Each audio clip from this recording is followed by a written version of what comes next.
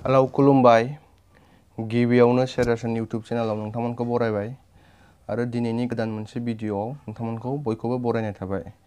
दिनैनि बे गोदान भिडिअआव आं नोंथांमोननो फोरमायनो सानदोंदि आं इउट्युबखौ मारै खुलिजेनखो, मालानिफ्राय खुलिजेनखो, इउट्युब खुलिनायाव आं मा जेंनाजों मोगा मोगि जादों आरो बेखौ खुलिनायाव आं मा खालामदोंमोन, मारै खालामजेनदोंमोन, मा साननानै खालामजेनदोंमोन, बिनि बागै दिनैनि बे गोदान भिडिअआव नोंथांमोननो गासैबो फोरमायगोन। आसा खालामो नोंथांमोना भिडिअखौ जोबजासे नायलांगोन आरो मदद होलांगोन। आं इउट्युबखौ थांनाय 2017 मायथाइ 2017 निफ्राय खुलिनाय जादोंमोन। माखासे लोगोफोरा आंनो एडभाइस होदोंमोन इउट्युबाव ओरैबायदि खालामनो हायो, नाथाय आं बाहाय माखासे गोनो गोथो जादोंमोन आरो मारै खालामगोन बे इउट्युबखौ, मारै जागायगोन, मा खालामनानै मारै इउट्युबा मा भिडिअखौ होगोन, बिदि साननानै बिराद गोनो गोथो जादोंमोन आरो उनाव लासैनो बिनि बागै आं इउट्युब भिडिअनि गेजेरजोंनो मिथिनो मोन्दों आरो गोबां लोगोफोरनिफ्रायबो एसे हेल्प मोनबाय। मा भिडिअखौ खालामनांगौ, मारै भिडिअ आगारनांगौ बिनि सोमोन्दै। दानिया आं फोरमायनो सानदोंदि आं सिगाङाव इउट्युबनि नामखौ बे शेरासनजोंनो दोनदोंमोन। इउट्युब चेनेलनि नामखौ बुंनाय जायोबा आं शेरासन नामजोंनो आंनि इउट्युब चेनेलनि नामखौ दोनजेनदोंमोन।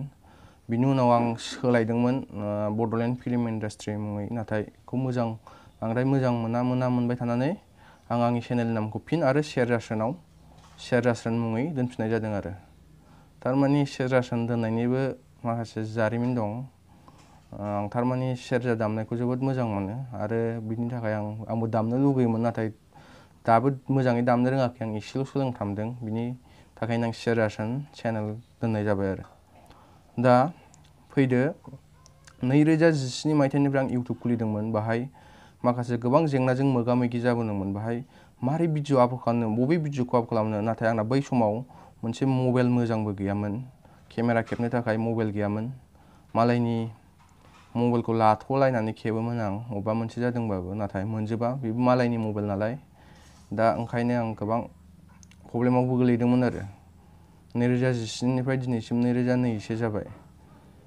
बाहाय मालायनि मबाइलफोरजों खेबथ'नाय अबेबा भिडिअआ मोजां जायाखै, अबेबा भिडिअआ मोजां नुवाखै, बिदिनो ब्लुटुथजों सोफिनलायनानै बा जेन्डारजों सोफिनलायनानैसो इउट्युबाव आपल'ड होयोमोन आरो।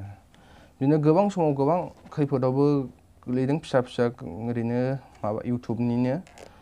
माखासे समाव आं मिथियामोनदि बै समनि खोथा, थारमाने सिगां समाव इउट्युबफ्राव बै फुराना मालायनि एलबामफोरखौनो होलाबायनाय जादोंमोन। थारमाने बाहाय कपिराइट क्लेम, कपिराइट स्ट्राइक बायदिबो आं होजाखादोंमोन आरो।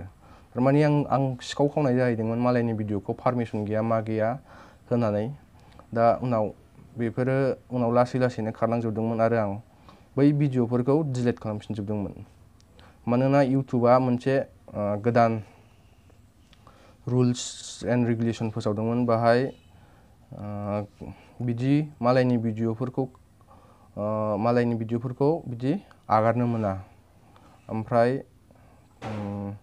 बै समाव आरो मोनसे माबा दंमोन इउट्युबाव, 1000 साबस्क्राइबार आरो 2000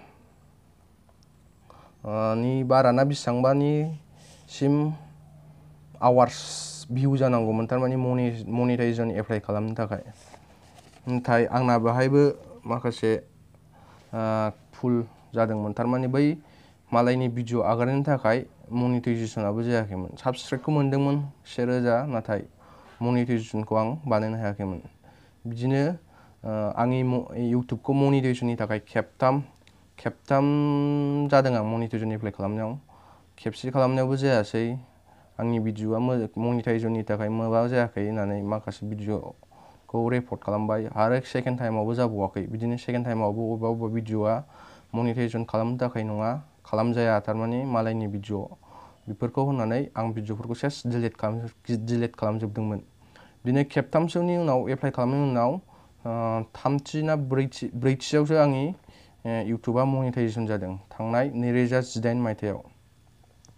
बिनिफ्राय आं मबाइल मोजां गैयिनि थाखाय भिडिअ जेबो आपल'ड खालामनो हायाखैमोन। आरोबाव गुबुन मोनसे प्रब्लेमाव गोलैबावदोंमोन आं मनिटाइजेसन जाखांनायनि उनावबो। कपिराइट स्ट्राइक होजादोंमोन आं। नोंथांमोनाथ' मिथिखागौ कपिराइट स्ट्राइक होबा चेनेला मा जायो। बिनि उनाव आं रिकुवेस्ट खालामदोंमोन कपिराइट स्ट्राइकखौ बोथ्रोद होननानै, नाथाय बै मानसिया कपिराइट स्ट्राइक होनायखौ आंनि मेलखौ रिप्लाइखौनो खालामाखै आरो नायाखै। गोबां बोसोरनि उनावसो बे आंनो रिप्लाइ खालामफिनदोंमोन, नाथाय आंना बे समाव कपिराइट स्ट्राइकआ जोब्बायमोन। थारमानि कपिराइट स्ट्राइकआ 3 दानसिम थायो नालाय, 3 दाननि उनाव गावनो हारसिंनो गोमोरलांफिनो। मोनसेल' होदोंमोन नालाय, ओंखायनो आं बांद्राय आंनि चेनेला बांद्राय जेंना जायासै। दा बिनि उनाव 2018 मायथाइयाव मनिटाइजेसन जाबाय। बिनि उनाव आं गुगोल एडसेन्सनि थाखायबो एप्लाइ खालामबाय। गुगोल एडसेन्सआ फैयै फैयै जाबाय, बिनि उनावनो जाबाय। दा 2019-2020 बे मायथाइयाव आं गोबां भिडिअफोर आपल'ड खालामनो हायासै मबाइल मोजां गैयिनि थाखाय। बाहाय माखासे लोगोफोरनि मबाइल आरो आंनि मोनसे मबाइल बोराय केमेराया मोजां नङा, बेजोंनो आं खेबनानै भिडिअ खालाम आगारदोंमोन। नाथाय गोबां भिडिअफ्रा भिउस मोनाखैमोन, मानोना पिक्सार क्वालिटियाबो मोजां नङामोन, खेबनायाबो मोजां नङामोन आरो आंबो लाइभ होनोबो बिराद उसुबिदा मोनोमोन, मानोना हारसिं आरो एसे लाजिनायबो दंमोन, जायनि थाखाय आं लाइभबो होआमोन। दा बिदिनो फैयै फैयै नै दा 2021 जाफैबाय। 2021 आव आरो इउटुबाव मोनसे रुल्स गोदान बानायबावदोंमोन। बे जाहैबाय US टेक्सनि आरोना, US टेक्स बोरैबा बिदिनो स्टेटास बिदि बानायनांगौमोन आरो। थारमाने बेखौ आं हागोन ना हाया बानायनो, बेखौ गोबां बार सानबाय थादोंमोन आं। नाथाय जोबथारनायाव आं बेखौ इउटुबनिनो एडभाइस, इउटुबाव गोबां भिडिअ मालायफोरनि बानायनायफोरखौ नायै एडभाइस लायै आं बे US टेक्सनि माबाखौबो बानायनानै आरो साक्सेस जायो। दाना फैदो गुगोल एडसेन्सनि सायाव। गोबाव बिदिनो भिडिअआ आंना इउटुबा सोलियै दासिमाव आं गुगोल एडसेन्सखौ मोनफैबाय दाख्लैसिमाव। थारमाने थांनाय 2021निफ्राय गासै 2021सिम बोसोरसे, बोसोरनै, बोसोरथाम, बोसोरब्रैनि उनावसो आं गुगोल एडसेन्स। मानोना बे गोबाव जानायनि जाहोनानो जाबाय आं गोबांथार भिडिअ आरो गोबांथार मोजां रोखोमनि पाब्लिकफोरखौ खुसि आरो इन्टारेस्टिं खालामनो हानाय एन्टारटेनमेन्ट भिडिअ जेबो होनो हायाखै। बिनि थाखायनो आंनि चेनेला गोबाव जादों गुगोल एडसेन्स मोननो थाखाय। दाना दाख्लै थांनाय माबायाव फेब्रुवारिआव बिदिनो नैबे US टेक्स माबाखौ आं फिलआप खालामबाय, बाहाय साक्सेस जाबाय। बिनि उनाव फैयै फैनानै नै दाख्लै थांनाय नैबे आगस्टनि 4 तारिखआव आंनि इमेलाव मोनसे मेसेज फैबाय इउटुबनिफ्राय, नोंना गुगोल एडसेन्सआ थांबाय, सप्ताथाम आरो सप्ताब्रैनि गेजेराव सहैगोन। नाथाय दा कभिड प्रट'कलनि थाखाय सहैनायाव एसे प्रब्लेम जानो हागोन। बेखौ आं नेनानै थाबाय माला सफैगोन। बिदिनो सप्ताब्रैनि बारा, सप्ताथामानो बारलांबायमोन, नाथाय सफैयाखै। मानि थाखाय सफैयाखै आं सानबाय थादोंमोन। ओमफ्राय बिनि उनाव आं आंनि गुगोल एडसेन्सनि एकाउन्टाव हाबनानै नायदोंमोन। आं बाहाय मोनसे बै US टेक्सनि माबाखौ पिन क'डखौ मिस्टेक होफ्लांदोंमोन। दा बिनि थाखायसो सफैयाखै नामा सानदों। नाथाय एड्रेसा गुगोल एडसेन्स सफैनायनि एड्रेसा आलादाखा, ओमफ्राय बे US टेक्स होनायनि एड्रेसा आलादाखामोन। आंना गुगोल एडसेन्स सफैनायनि एड्रेसा थिगैनो जाखादोंमोन, नाथाय बै US टेक्सनि माबायासो, एड्रेसासो पिन क'डआ मिस्टेक जादोंमोन। गासिबो थिगैनो दंजोबो, नाथाय पिन क'डआल' मिस्टेक जादोंमोन।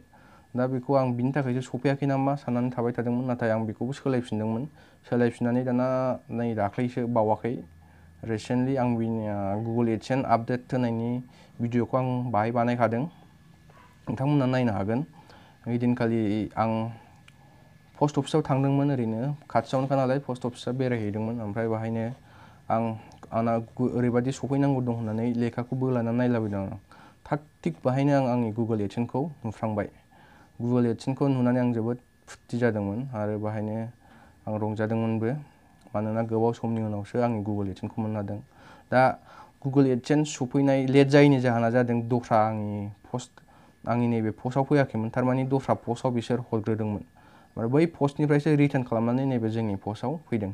बिनि थाखायनो आंनि गुगोल एडसेन्सआ लेट जादोंमोन। बाहाय बे एड्रेस मिस्टेकआ जाखायाखैमोन जानाया, नाथाय गुबुन पस्टआवसो बिथांमोना हरदोंमोन। ओमफ्राय बै पस्टनासो आंनि माबाखौ आंनि एड्रेसखौ दस्रा जायगायाव हरफ्लांदोंमोन, नाथाय उनाव बिसोर रिटार्न खालामफिननानै नैबे जोंनि पस्टआव सफैदों। दासिमाव आं बिदिनो गुगोल एडसेन्सखौ भेरिफाइ खालामबाय। बेनि सिगां नैबेखौ फोरमायनो सानोदि गुगोल एडसेन्स सफैनो थाखाय नोंनि माबाया आर्निंआ बेसेबां जानांगोन। बाहाय नों $10 जाबासो नों गुगोल एडसेन्सआ नोंना फैयो। आंना जायाखैमोन, एसे नांगौमोन, थेवबाबो आंनि गुगोल एडसेन्सआ सफैबाय। दा बेखिनियानो फोरमायनांगौ हा। उनाव माखासे गोबां थालांबाय खोथा बुंफेरा इउटुबफ्राव बिदि माबा लाइभ बायदिसिनायाव, बिनि थाखायनो खोथाया उल्थां फाल्थां जायो आरो बावब्रबनो नागिरो। दा जेखियानो जाया मानो इयुन समाव नोंथांमोननिफ्राय हेफाजाब मोनगोन आरो नोंथांमोना हेफाजाबबो होगोन आरो आंखौ साक्सेस खालामगोन, बेखिनिखौ मिजिंथिबाय। आरो दिनैनिफ्राय आं गोदान भिडिअ आपल'ड होनो थाखाय आखायाव लाबाय, जाहाथे नोंथांमोना आंनि भिडिअखौ नायो आरो चेनेलखौबो साबस्क्राइब खालामनानै लायो आरो लाइक आरो शेयार खालामो। बेखौनो नोंथांमोननि सेराव मिजिंथिनाय थाबाय। आरो बिनि उनाव आं फोसावखानानै दोनखानो सानदोंदि आं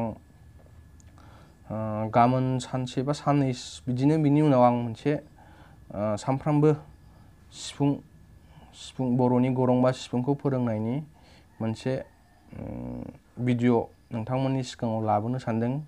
बेनिखायनो नोंथांमोना जायफोरा सिफुंखौ सोलोंनो गोसो दं आरो जायफोरा आंनि फोरोंनायखौ मोजां मोनो, बिथांमोना जाहाथे आंखौ नायनानै सापर्ट आरो मदद खालामो। बेखिनिखौ मिजिंथिनानै दिनैनि आंनि बे बुंनाय आंनि इउटुबनि सायाव फोरमायनाय बेखौ बेखिनियावनो फोजोबबाय। गोजोन्थों, खुलुमबाय।